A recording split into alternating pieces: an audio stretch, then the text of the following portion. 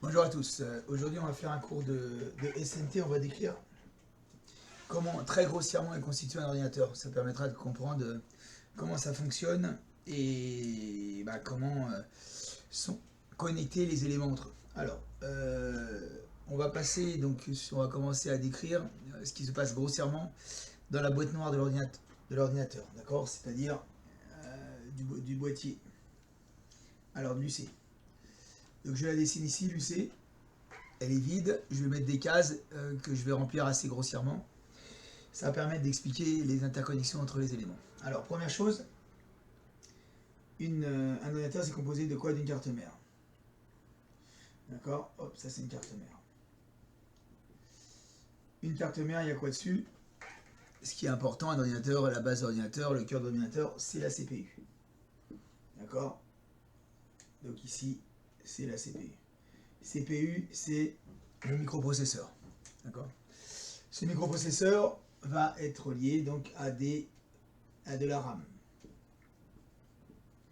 Random Access Memory. D'accord? La RAM, c'est la mémoire vive de l'ordinateur.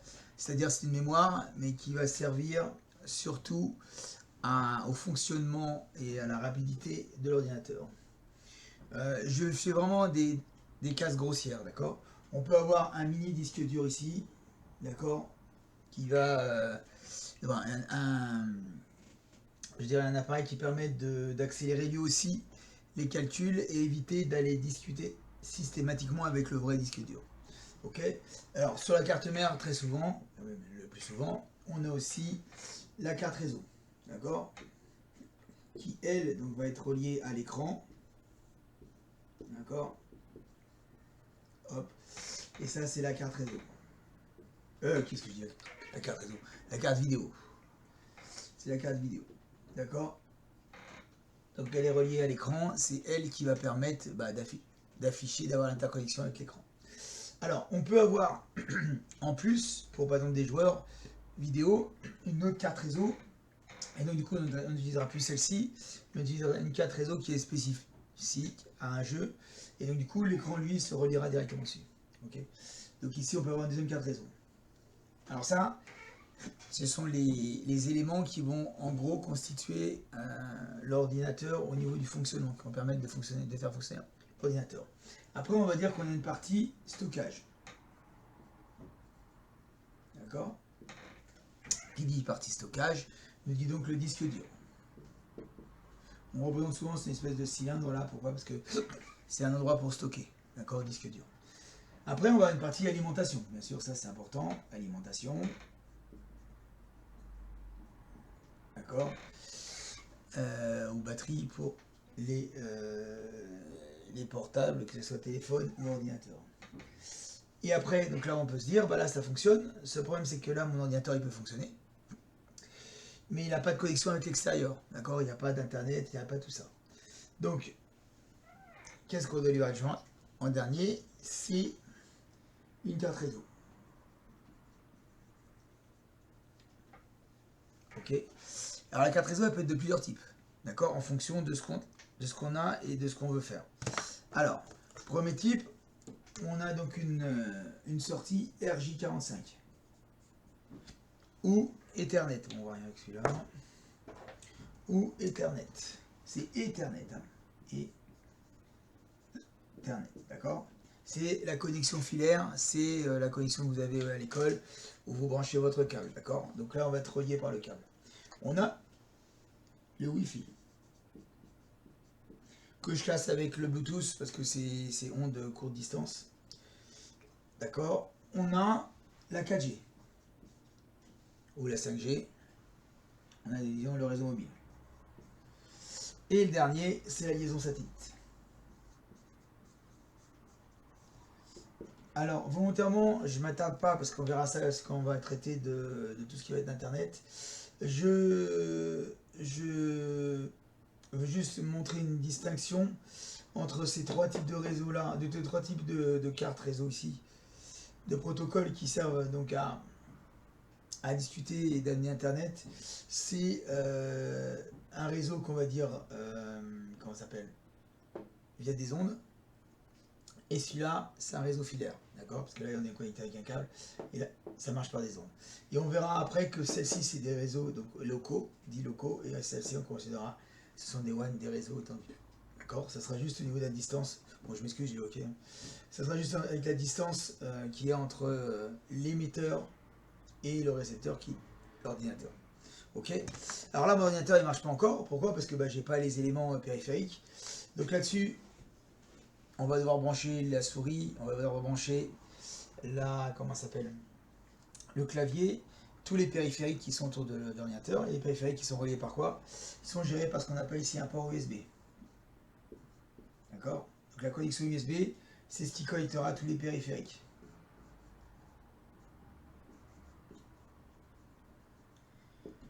Ce qui explique par exemple si je rajoute une caméra, hop, le port USB, tac, je me connecte directement via le port USB. C'est ce qui va faire l'interconnexion entre les périphériques avec un S et l'ordinateur. Donc là, mon ordinateur il fonctionne, il est relié à Internet. D'accord?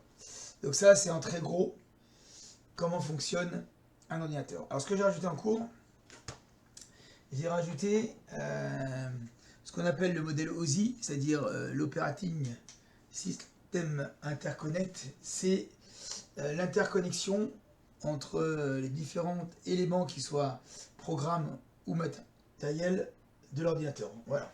Donc je m'explique. Donc là, ça, c'est la couche matérielle. D'accord? Donc c'est ce qu'on va appeler le hardware.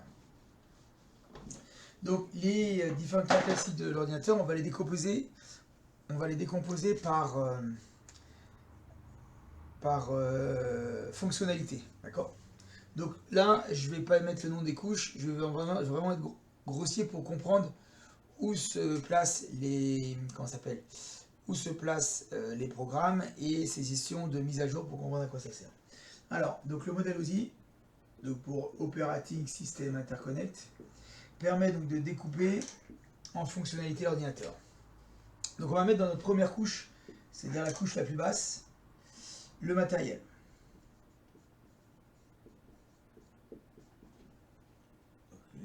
Le matériel, les matériaux.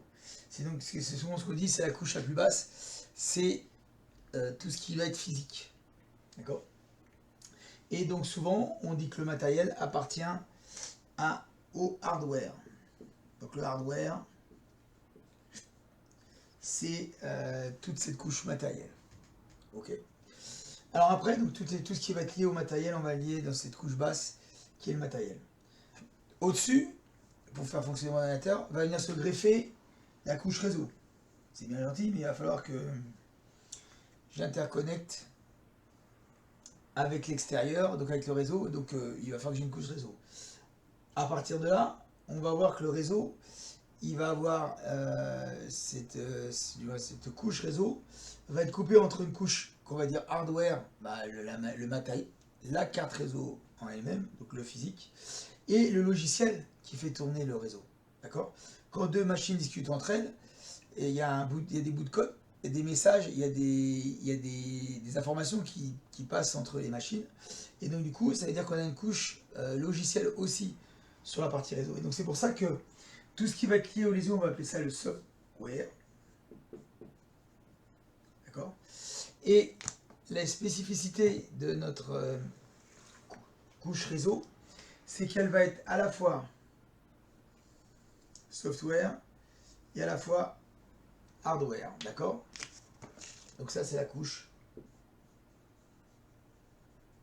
Vous voyez? Donc elle va s'appuyer, donc elle va être à la fois, ça peut être un logiciel, donc par exemple TCP/IP pour le plus connu,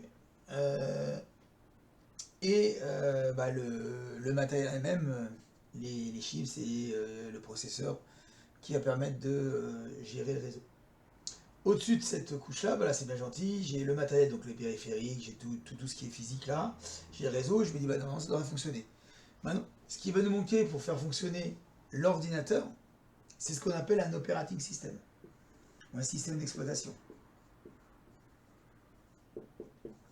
D'accord? C'est une couche logicielle d'exploitation. C'est une couche logicielle qui va permettre de gérer tout le fonctionnement d'ordinateur. Par exemple, bah, quand je veux par exemple aller, je clique sur ma souris, je vais donner l'ordre, donc par exemple à ce que j'ai surligné, d'aller le mettre en mémoire. Donc du coup, la CPU va dire attention, je t'envoie quelque chose du buffer sur le disque dur et tu vas l'écrire. Donc tout ça, c'est la gestion du système d'exploitation. Par exemple, pour vous rattacher à ce que vous avez l'habitude, pour un téléphone portable, le système d'exploitation, quand c'est un Samsung, c'est Android. Et quand c'est un Apple, c'est iOS. Pour les PC, on en a 3 dans ce cas-là.